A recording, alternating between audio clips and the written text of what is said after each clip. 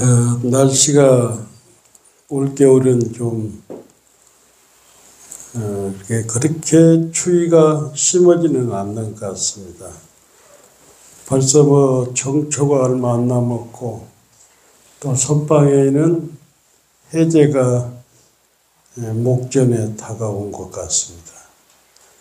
오늘은 원나라 말기에서 명나라 초에 살았던 묘엽 스님이 지은 포항삼매론에 대해서 말씀을 드리고자 합니다. 포항삼매론은 다른 게 아니고 우리가 수행을 할 때 마장과 장애를 극복하는 삶의 지혜죠.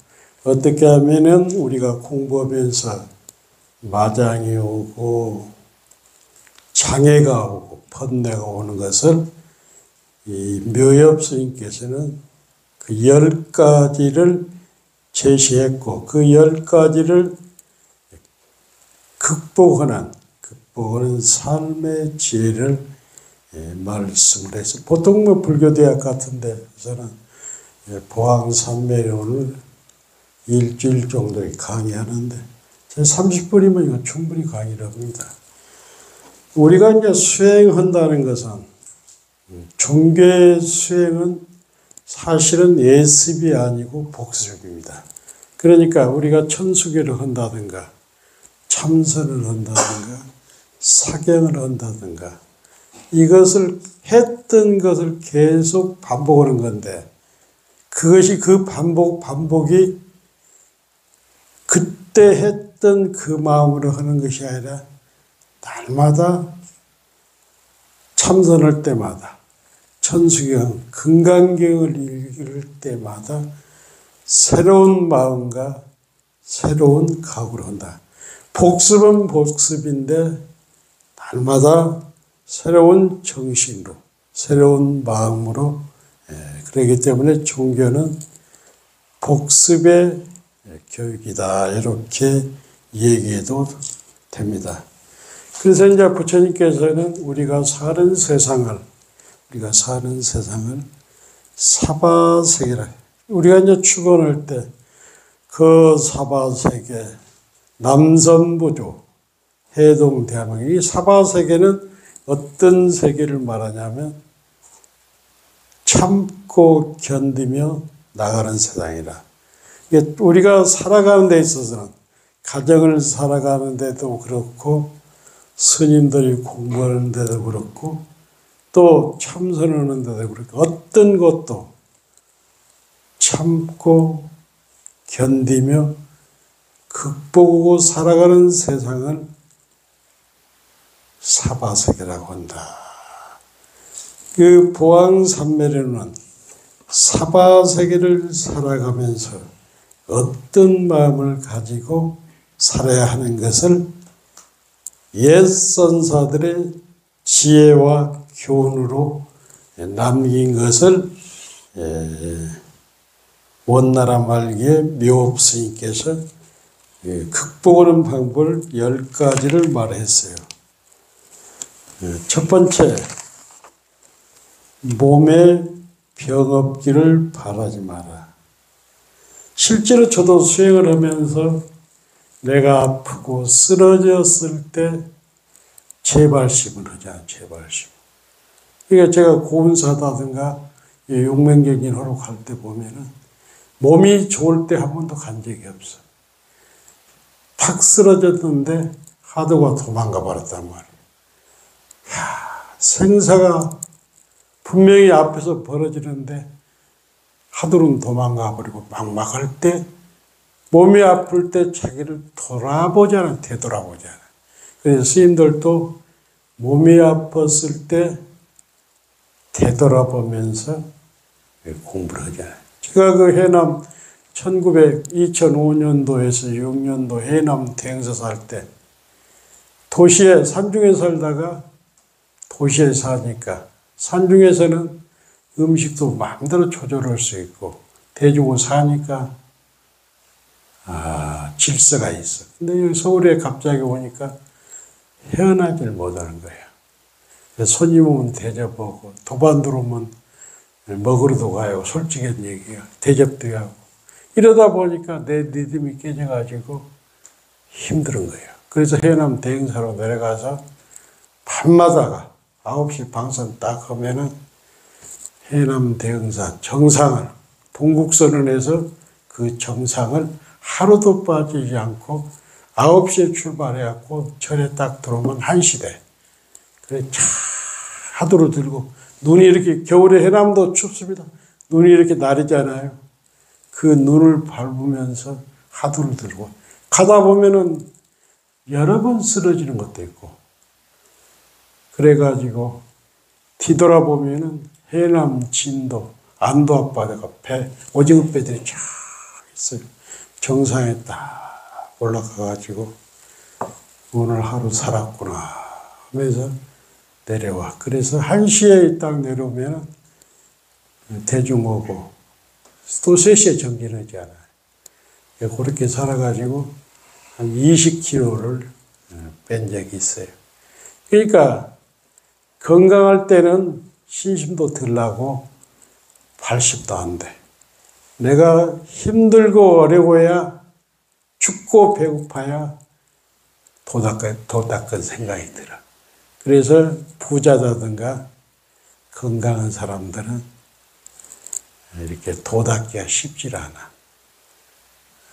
내가 아는 그 재벌 보살님도 내가 참선을 그렇게 하라고 해도 기도는 다니는데 대중고양이는 꾸준히 보내주는데 차북에 못 앉아. 그만큼 시간이 없어. 그래서 다행히 이제 기도라도 열심히 하니까 언젠가는 차북에. 그래서 잊지 않고 그렇게 불사할 때도 많이 도와주고 어렵고 힘들 때는 큰 힘이 되고 있습니다.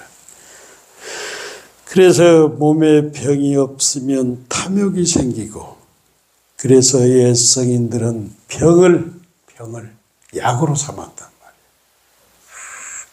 병 들었을 때 몸이 아플 때 그것을 약으로 삼고 늘 조종을 하고 아프고 힘들고 죽는다 하면 음식 조절하냐. 술 안 먹잖아. 담배 안 피잖아요. 어디 멀리 안 나가잖아요. 부처님 경전 보지 않아요. 근데 건강하고 돈 많고 잘 나가면 부처님 경전도 참선도 다 놓고 살게 하시오. 막상 저승사자가 오면 감당이 안 되죠. 그래서 평소에 수행을 해놓으면은 어떤 경계 저승사자가 와도 저승사자 너 왔구나 하면서 편안하게 이렇게 딱 저승사자를 제대로 한단 말이에요. 그런 것들은 모든 것이 삼매의 힘이라.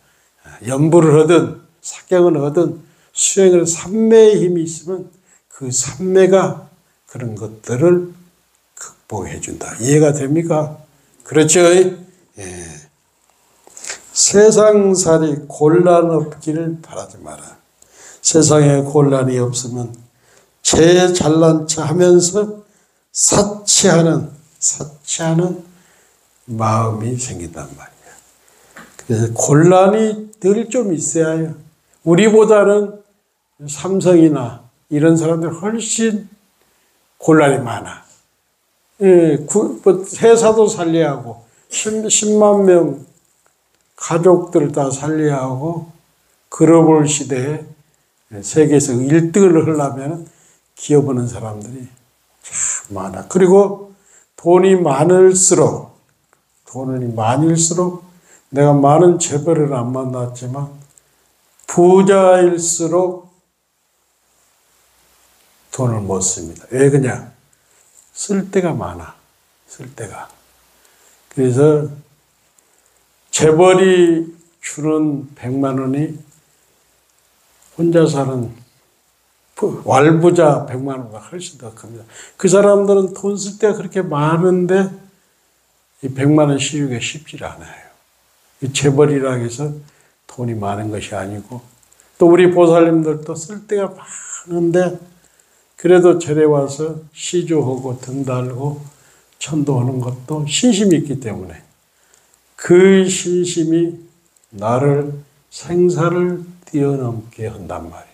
근데 인생은 곤란이 없으면 사람이 거만해지고 사치스러워져. 그래서 삶은 늘 어렵고 힘든 가운데 극복하는 것이 세상인 살이 곤란 없기를 바라지 마라. 곤란이 많아야 합니다. 곤란이 많을수록 단단해져 내공이. 그래서 옛 성인이 말씀하시기를 근심과 곤란으로 세상을 살아가라고 했어요. 옛 선사들은 근심과 걱정으로 세상을 살아가라. 마음이 편하다. 곤란 없다. 이게 좋은 거 아니고 늘 참고 견디면서 극복에 사는 것이 우리 중생세계라. 이해가 되죠? 공부하는 데는 마음에 장애 없기를 바라지 마라. 옛 성인들은 장애 속에서 해탈을 얻었다. 똑같은 얘기예요. 우리가 참선을 해보면은 초심 때는 번뇌망상이 시키는 대로 합니다. 근데 이 식이 맑아지고 번뇌가 사라지면은 공부가 잘 되고, 식이 맑을수록 마장이 더 많아. 마장이. 그래서 마장을 극복하면서 하는 게 공부예요. 그래서 도고마장이라 도가 높은 사람은 훨씬 마장이 많습니다. 근데 그 마장에 매어지 않죠. 떨어지지 않죠. 그래서 마장을 극복하는 방법을 우리는 참선을 통해서 또 부처님 경전을 통해서 배우지 않아요. 마장이 딱 왔을 때 이 마장을 극복하는 방법을 부처님께서는 제시했고, 능언계에서 제시했고, 또 구참들은 마장을 극복하는 방법을 다 합니다. 그래서 옛 성인들은 장애 속에서 해탈을 얻으려 했다. 마가 없으면 서원이 굳건해지지 않는다. 그러니까 우리가 공부가 쉽게 되어버리면 서원이 굳건하지 않아. 그래서 공부는 좀 어렵게 해야 한다는 얘기예요. 그래서 이제 우리가 이 참선하는 사람 보면 처음에는 강원에 가서 경전을 배우고, 그 다음에 기도도 하고, 이러다가 이제 마지막에는 선방에 들어오는데, 보살님들도 그래. 전국에 불교대학 다니고 오대산, 월정산에 다 기도 다니다가 결국에는 이제 선방에 들어오는데, 선방에 들어오는 사람이 제가 봤을 때 10,000명에 한 분 정도 돼. 왜 그러냐면 쉽게 공부하고 싶어도 다리가 아프거든. 그 다음에 그래서 옛날부터 이런 얘기가 있어. 선방에 문고리만 잡아도 사막도를 면한다. 사막도라는 건 뭐냐면 지옥악이 축생인데, 선방에 이제 다니다 보면은, 대중고향도 다니다 보면은 나도 한번 공부해야겠다. 일단 들어와가지고 선방에 딱 들어와가지고 2철, 3철, 4철만 공부하면은 이건 마약하고 똑같습니다. 나갈 수가 없어요. 왜 그러냐? 삼매의 힘을 얻었고 몸의 조복을 받았기 때문에 그렇게 복잡하다가도 자복에 딱 앉으면은 몸과 마음이 하나로 된단 말이에요. 그래서 피곤하고 힘들고 어려울 때 선방에 딱 들어와서 자복에 앉으면 몸이 거뜬해져요. 그리고 삼매 속에 지혜가 생겨가지고 내가 가는 길이 보인단 말이에요. 내가 가는 길이 보여요. 그러다 보니까 우리 보살님도 벌써 2년 참선했는데 분다이다든가 김포다든가, 이게 다른 것들이 섭방에 다니면 다른 것들이 정리가 되고 자복에 앉게 된단 말이에요. 그러니까 저 멀리서도 비싼 수업료 집을 하면서 선방에 오지 않아요. 그 다음에 선방에 이렇게 다녀보면 본인이 본인을 알아. 예를 들어서 참선을 하려면 우선 먹는 거, 술, 담배, 이걸 조절하게 돼요. 그 다음에 매일 자기들이 참선하는 사람이 거울을 보잖아요. 자기 목욕탕에 보면은 눈빛이, 피부가 옛날 같지 않아. 눈빛이 비록 나이가 80 먹었어도 눈빛이 맑아지고 피부가 하얘지고 그러면서 그 다음에 이렇게 앉다 보니까 야, 나도 공부하면은 내가 삼매 속에서 삶을 해양할 수 있구나. 이런 자신감이 생긴단 말이에요. 그래서 집에서는 이게 어려운 게 뭐냐면 집에서는 절에 와서는 7시간, 8시간 참선해도 집에서는 1시간 하기 더 힘들어요. 이 참선은 여럿이 방마이를 맞아가면서 우리 보살님들 용맹경기 해보면은 평소에 1시간도 어렵게 앉는 사람이 대중과 함께 딱 하면은 7시간을 거뜬하게 앉는단 말이에요. 공부는 절대 혼자 하는 공부가 아니고 특히 참선 같은 것은 대중에서 하다 봐. 본인이 공부가 좋다는 것을 2년만 다니면 다 알아. 그래서 방부 드리라고 안 해도 드려요. 그래서 후원 보살행으로서 선방을 지어놓은 것도 없지만은 본인이 문을 딱 열고 앉아서 방문을 자복을 딱 앉아보면은 처음에는 마당이 많아. 이거 되냐? 이거 해서 되겠어? 그런데 돼. 안 된 가운데 돼. 공부 잘 되는 사람은 이거 거짓말이야.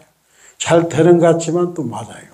그래서 안 되는 가운데 되는 게 어느 날 잘 안 되다가도 이게 바람이 휙 불면 배가 탁 돌아서서 물결을 타고 내려간 것처럼 됩니다. 근데 단 한 살이라도 젊었을 때 해야 이 공부의 진전이 빨라.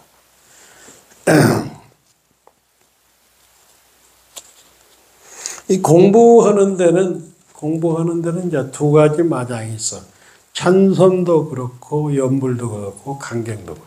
왜 그러냐면 두 가지가 이제 가장 중요한 게 뭐냐면 혼침, 잠이 오는 거예요. 잠이. 혼침과 그 다음에 번뇌단 말이에요. 도가 높을수록 번뇌는 많아. 근데 번뇌는 그 번뇌를 하도로 딱 돌려버리면 된다는 얘기라. 저도 어제 저녁에 이제 12시에 일어나서 아침까지 했는데, 이 참선을 하면은 좋은 점이 뭐냐면, 사실 그 20대, 30대 못지않게 맑은 정신이 하기 때문에 책을 보든 어떤 걸 봐도 항상 나이에 상관없이 항상 참선을 오래 하다 보면 청춘으로 살 수 있다. 청춘으로. 그래서 저 같은 경우는 젊었을 때 눈이 안 좋았는데 지금 뭐 7, 8시간 참선해도 책을 봐도 이렇게 눈이 좋아진 걸 느껴요. 그렇습니다.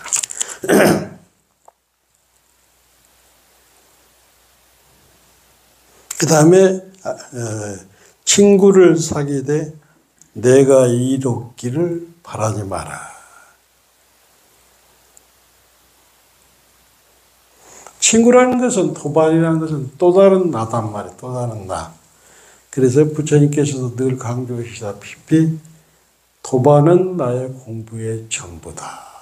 그만큼 스승과 도반은 공부하는 데 절대적이에요. 특히 수행자의 도반을 보면은 그 사람을 알 수 있어. 도반이 좋은 사람은, 친구가 좋은 사람은 그 사람도 좋은 거예요. 그래서 간단합니다. 간단해요. 도반이 좋은 사람은 본인도 좋다. 그래서 그 애부터 내려오지만 도반을 보면은 그 사람을 알 수 있다. 주변 사람을 딱 보면 알아요. 어떤 사람하고 사귀느냐. 이게 굉장히 중요합니다. 내가 지금 만나는 사람이 누구냐. 이게 굉장히 중요한 거예요. 무아보살하고 만나면 내가 무아보살이 되는 것이고, 도둑놈 만나면 또 술 친구만 맨날 술만 먹는 거예요. 그래서 도반은 정말 나의 부처님께서도 나의 공부의 절반이다. 그리고 살아가는데 내 뜻만 맞는 사람과 살 수는 없는 거라. 여기 주지 살아봐도 욕하는 사람이 있고 잘한다는 사람이 있고 그렇거든요. 근데 거기에도 떨어지면 안 된다는 거다. 정치도 마찬가지예요. 정치도 이재명이 좋아하는 사람도 있고 나쁜 사람도 있고 그런 것 같다 하고 이거 받아들여야지.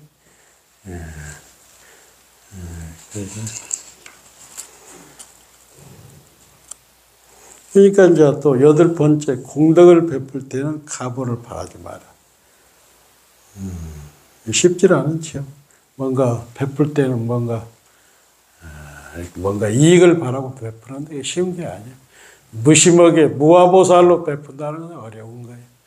될 수 있는 대로 바라고 뭔가 선물을 받았을 때, 나 같은 경우도 선물을 받고 내가 주었을 때도 뭘 바라고 선물을 주면 좀 찝찝하잖아요. 그렇지만 무심으로 줘버리면 찝찝한 것도 없고 받는 사람도 그렇고 그렇습니다.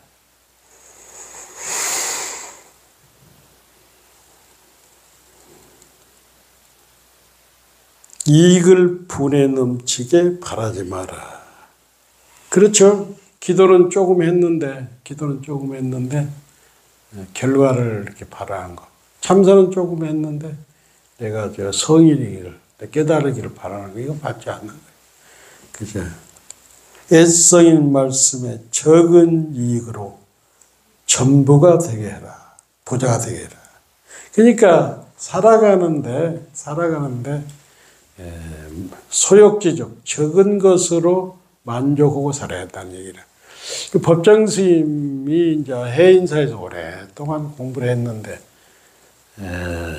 우리나라 그 자운노스님이라고 전법 아주 유명한 율사인데, 두 분이 아주 법정 스님이 공부를 잘하니까 늘 좋아했어. 법정 스님이 한번 편지를 써서 보냈는데, 자운 스님이 답이 왔어. 소욕지족하고 소병소래하라. 적은 것에 만족하고 적게 앓고 적게 고뇌해라. 그러니까 저도 그렇습니다. 마음은 뭐 스님들이라든가 이런 대중공양에 많이 와서 풍조국에 드리고 싶지만은, 근데 지금은 생각이 달라. 인연 따라 조금 적게 오면 적게 온 대로 드리고, 그러니까 마음이 편해. 그래서 예전에 이제 한국 경기가 좋을 때는 보문사도 좀 큰 손들이 있었어. 근데 이제 워낙 지금 나라에 세금이 많고 살기가 팍팍하니까 옛날에 몇 천만 원 주던 사람들도 100만 원뿐이 안 줘. 근데 이걸 서운하게 생각하지 말고 100만 원 그 자체도 고맙다고 생각해. 살아있는 것도 고맙다는 거예요. 여기 이창수 거사님이라고 소리 없이 보살님, 해양시 보살님. 1년이면 얼마씩 많이 해, 대중공연. 여행도 보내줘, 그런데. 그 건설경이 안 좋다 보니까. 대중공연 금년에 300만 원 했더라고. 옛날에 몇 천만 원 보고 그러는데, 그래서 내가 전화를 해서 요즘 뭐 생활비는 있습니까? 그랬대. 사업을 하다 보면은 어려울 때도 있고 잘 나갈 때도 있습니다. 아마도 지금 딱 고개를 숙이고 있으면 또 내년에는 제가 좋아할 겁니다. 참선을 많이 하고 기도를 많이 하고 보이는 거예요. 그래서 적은 것에 자식이 용돈 조금 줘도 힘드니까 조금 주는 거예요. 그 다음에 자식이 젊었을 때는 돈 쓸 데가 별로 없은 거예요. 근데 애들도 성장하고 결혼도 시키고 손자도 생기다 보니까 세월이 갈수록 용돈이 적어진단 말이에요. 할매들이 그걸 감사하게 받아들여야 해요. 이해가 되죠? 용돈이 그전에 안 같아 지금 많이 줄었단 말이에요. 그래서 필요하다는 거예요. 내가 살아보니까 항상 잘 나가는 사람은 없어.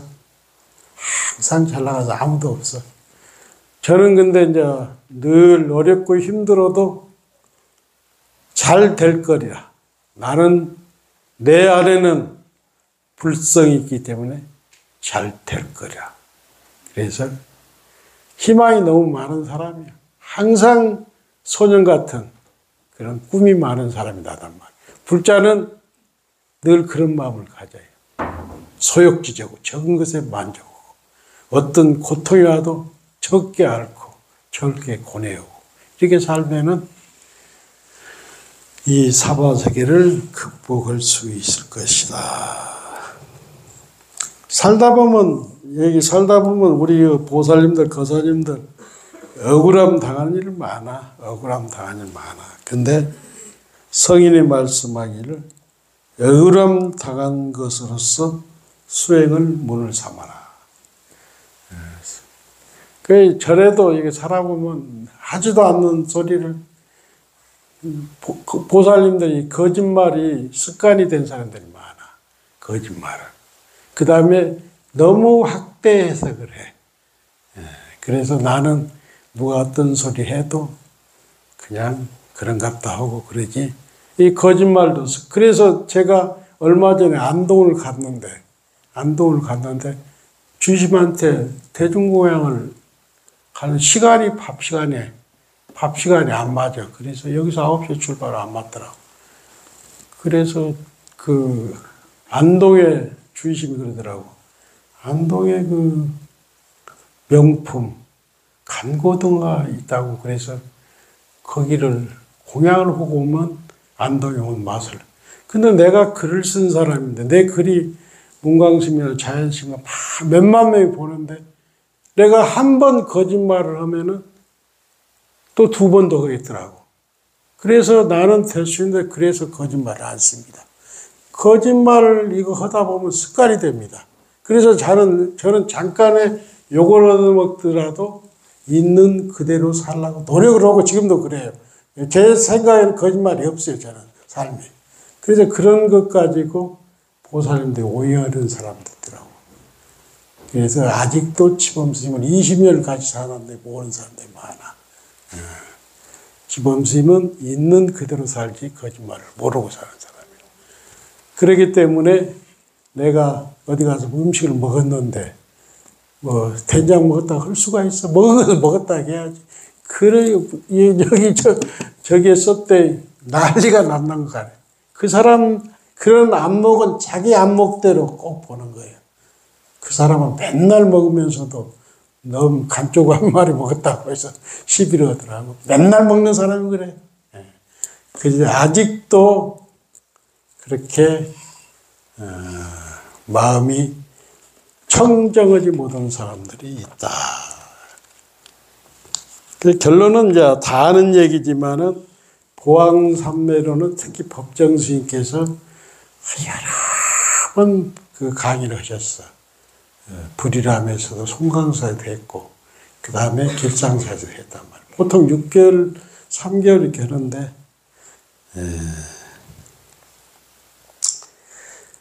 에브라임 링컨, 미국의 노예 해방을 시킨 사람, 링컨인 얘기인데,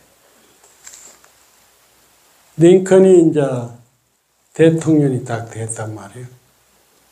그러니까 링컨이 대통령에 되기까지 1등 공신 친구가 있어.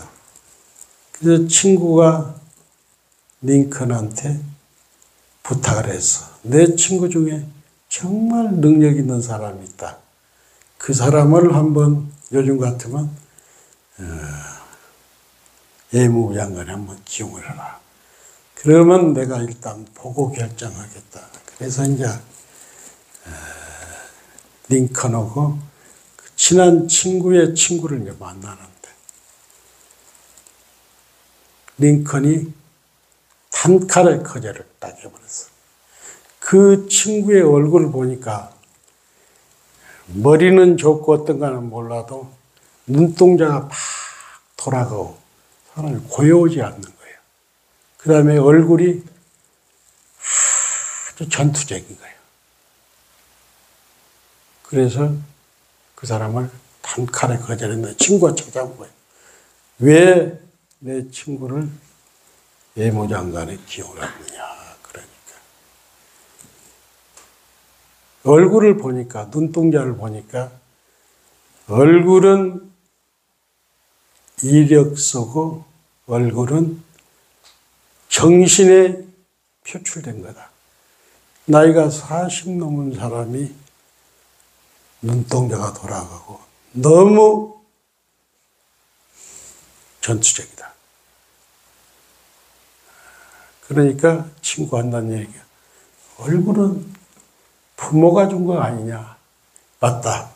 20대, 30대까지는 부모가 준 얼굴을 가지고 있지만은 40, 50이 된 얼굴은 내 이력서고 내 얼이다. 나는 얼굴이 불안한, 눈동자가 불안한 그 사람을 쓸 수가 없다. 그렇습니다. 잘생긴 것은 부모가 준 거예요. 그렇지만은 나이가 50, 60, 70, 80이 돼서 얼굴이 편안하지 못하고 눈동자가 불안하고 이것은 내 삶이라. 그래서 잘생기고 못생기를 떠나서 얼굴이 편안함을 주는 사람이야말로 수행을 잘했다. 그래서 링컨 얘기가 있어. 인간관계는 그런 것 같아요. 이건 법정스님 법문에 나오는 얘기인데 법정스님이 잘 아는 사람 중에 양로원에 할머니가 들어간 거예요. 근데 이 할머니가 시집을 갔는데, 젊은 17살에 시집을 갔는데 25살 때까지 애를 못 낳았어. 부잣집으로 갔는데. 그래서 쫓아내려고 하니까 그 집에 돈을 많이 가지고 훔쳐가지고 나와버린 거예요. 그러니까 그래가지고 이제 혼자 일 저 일하면서 살았는데 나이가 70이 넘으니까 양론에 이렇게 가게 된 거예요. 그래서 늘 돈 훔친 것이 마음에 걸린 거예요. 그런데 한 5년 있었는데 어느 날 어떤 영감이 이렇게 온 거예요. 영감이. 양론에 이렇게 들어와서 영감이. 딱 보니까 전 남편이에요. 전 남편. 마음이 얼마 도둑질해 온 것이 다 걸리는 거예요. 그래서 전 남편을 피했는데 전 남편이 뭐냐면 치매에 걸린 거예요. 치매. 그래서 전 남편이 할아버지는 모르는데 이 할머니가 늘 피해 다닌 거예요. 근데 그 할아버지가 전 남편이 한 1년 정도 양론에 있으면서 임종을 하게 돼. 임종을. 그러니까 주변 사람들, 양론의 주변 사람들이 그래도 한번 가보라 한 거예요.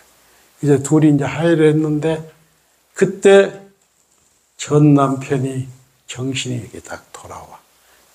그러니까 할머니가 내가 그때 쫓겨날 때 훔친 것을 참회를 해. 잘못했다. 그러니까 그 할아버지가 한다는 얘기가 그래도 내 임종할 때 당신이 옆에 계셔서 고맙다고 하면서 우리는 언젠가는 만나게 된단 말이에요. 인간관계를 언젠가는 만나게 돼. 그렇기 때문에 좀 불편하고 힘들고 어렵더라도 함부로 말하지 말고 함부로 말하지 말고 자기 잣대로 얘기하지 말고 늘 겸손하면서 이렇게 하다 보면은 두 사이가 좋아져. 내가 한 만큼 상대도 또 하게 돼 있어. 나한테 시비 오면 상대도 시비. 내가 백담사 영진 스님하고 있으면서 이렇게 포행을 이렇게 가거든. 가다 보면 설악산에서 사람들이 많이 내려와. 내려오는데 그 사람들이 절이 거의 불자들이죠. 근데 고개를 내가 숙인 만큼 불자도 고개를 숙여. 그러니까 그래서 내가 하심하고 내가 청정하고 내가 맡고 내가 신심이 있으면 주변도 전파가 됩니다. 보왕삼매로는 내가 다른 얘기가 있는데 어떻게 하면은 사바세계를 참고 견디고 인욕하면서 살 것인가. 이것을 예스님들의 지혜를 명나라 때 스님께서 명나라 때 묘엽 스님께서 정리해 놓은 논서죠. 논서. 보왕삼 논서. 삼매론 논서지요. 이 다음 주는 1029일 천일기도 및 1029일 기도가 향됩니다. 그래서 이제 그날은 이제 선방 스님들도 오셔가지고 같이 함께 향하고, 제가 처음에는 제가 법회를 하려고 그랬는데 내가 가장 존경하는 스님이 누군가를 한번 생각해 봤어. 근데 원소 스님이라고 성철 스님 제자인데, 성철 스님은 공부를 지도할 때 거기서 일본을 가르치고 거기서 어록 경전 가르치고 이렇게 강원이나 이런 데 보낸 사람이 없어. 성철 스님도 해인 강원이 그렇게 잘 나가도 보낸 사람이 없어. 성철 스님이 한 2년 동안 직접 강의를 해, 상자들이. 그래서 성철 스님 상담 강원이 다닌 사람이 없는데, 이 원소 스님은 어떤 분이냐면 대구 공고를 나왔어. 대구 전두환이가 나왔던 대구 공고. 그래 워낙 구미 쪽에는 신심 있는 데라 고등학교 졸업하고 직장 다니면서도 조계사다든가 이런 데 다녔어. 그래서 불자를 배우자로 만났어. 그래가지고 신혼여행 갔다 오자마자 부인이 심장마비로 돌아가셨어. 그래가지고 26살이나 7살에 출가를 한 거예요. 그래서 성철 스님은 2년 시봉하고 성철 스님한테 그랬대요. 저는 스님 공부도 배웠지만은 해인사 강원에 가서 공부를 하겠다. 딱 공부를 성철 스님이 가르쳐 보니까 워낙 머리가 좋고 성실하거든요. 그래서 강원에 간 거예요. 그래서 해인사 강원에서 4년 입승을 했어, 졸업할 때. 그리고 그 다음에 해인 유런을 딱 나왔어. 그래서 이제 산중 공부는 다 했는데 세속 공부, 바깥 공부를 하는. 그래서 이제 중앙승가대를 가가지고 졸업하고 성철 스님 사상으로 동국대학교에서 석박사를 받은 거예요. 그리고 이론은 다 마스터한 거예요. 그래가지고 10년을 수도암 해인사 보감사에서 참선을 한 거예요.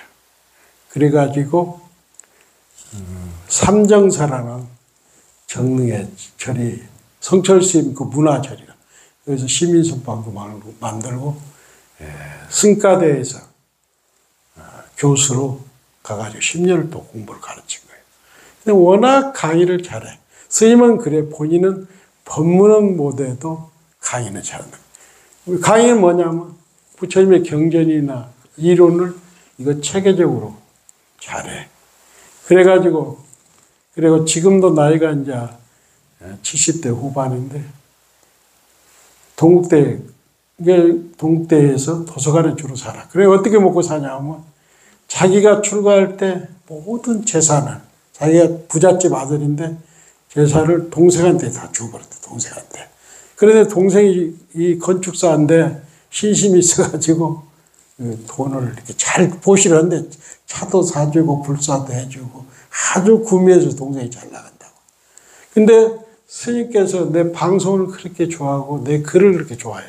그래서 해인사에서 만나서 해인사 강원에서 2년이 됐는데도 만난 지가 46년 됐는데도 저 여기 대중고 지난 가을 산철에도 200만 원 가지고 대중고에 왔더라고.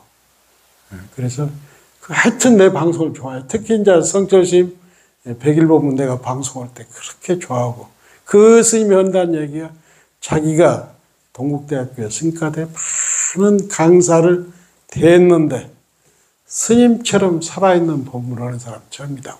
그게 사람이 그러잖아. 나를 좋아하면 내가 좋아하게 돼 있잖아. 그래서 그렇잖아요.